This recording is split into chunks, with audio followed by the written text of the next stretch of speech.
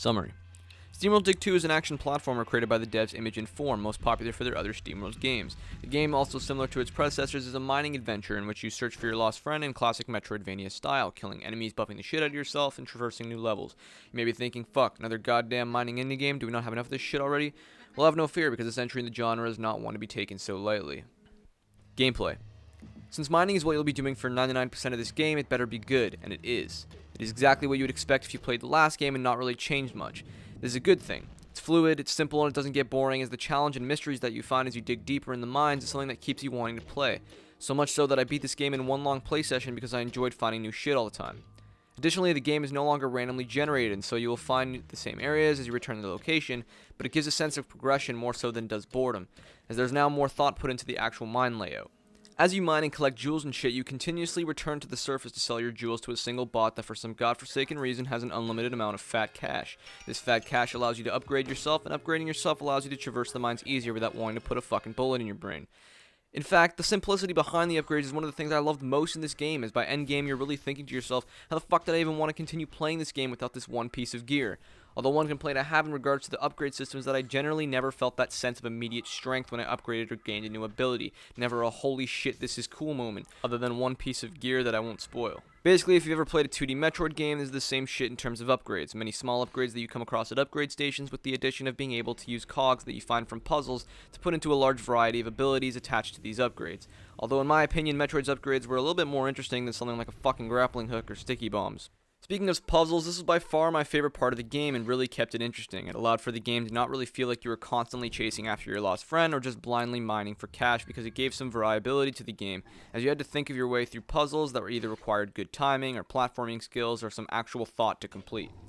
These puzzles were also very rewarding, as they granted you with a guaranteed cog by the end of it, or if you searched for a secret wall or room, an artifact, which if you collect enough of, could give you blueprints for a new upgrade. Pretty fucking cool. Not only that, but these secrets and various puzzles allow completionists to really sink their teeth in for at least another 6 or so hours. In terms of bosses, there really isn't much here, other than a few pretty well done boss battles that require some skill to take down. I just wish there was more of them. Story. The main story I felt was somewhat limited, being that it only took 6 hours to complete. That being said, looking at other indie games that may have made me break down and chop onions in the same amount of time, I can't help but feel a little empty on story by the end, but considering the genre of this game, I can look past it. The story follows the last game as you follow the trail of Rusty, your robot friend from the previous title, as he mysteriously goes missing.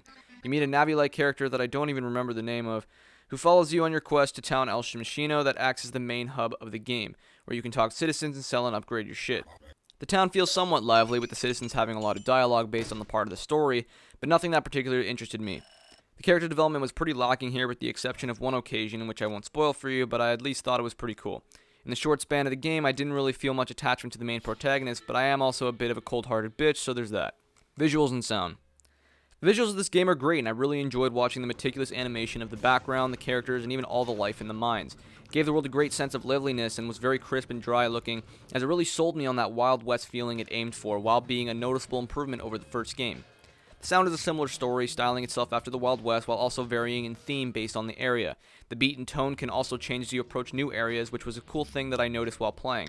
On the sound effects side of things, you were given a lot of satisfying mining sounds and robot mumbo-jumbo to follow the dialogue that reflect the design of the characters very well. Overall, a very aesthetically pleasing game. Conclusion.